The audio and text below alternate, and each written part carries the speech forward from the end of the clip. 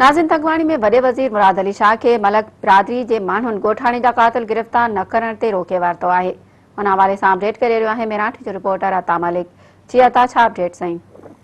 जी बिल्कुल, तंगवाणी बरसां ॻोठ जियो मलिक में 3 ॾींहं अॻु बेदर्दी सां क़त्ल कयल उस्मान मलिक जे वारसनि पारां सिंध जो वॾो वज़ीर सैयद मुराद अली शाह जेकाबाद खां कश्मीर तरफ़ रवानो थियो, जॾहिं मक्सी स्टाफ फुल पदको ॾंड सां वेठे मलिक बिरादरी जे माण्हुनि रोके वरितो। वॾो वज़ीर जे स्टाफ पारां रोकण जी कोशिश कई। वॾो वज़ीर पाण गाॾी जा शीशा लाइ ॿुधण सां ॻाल्हाइण लाइ संद ॻाल्हियूं कयूं, जंहिं बाद संदसि पुट मक़तूल जो पुट ऐं सौट सिंध सां ॻाल्हियूं कयूं।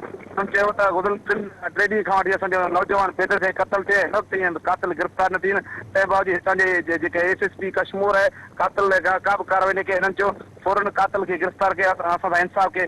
जॾहिं त CM सिंध सैयद मुराद अली शाह असांजे PPNP चूंडल शबीर खान बिजाणी खान पुछाणो कयो आहे छा मसइलो आहे, हक़ीक़त ॿुधाए। जंहिं ते शबीर खान बिजाणी ॿुधायो त 3 ॾींहं अॻु हितां जे नौजवान खे बेदर सां क़त्ल कयो।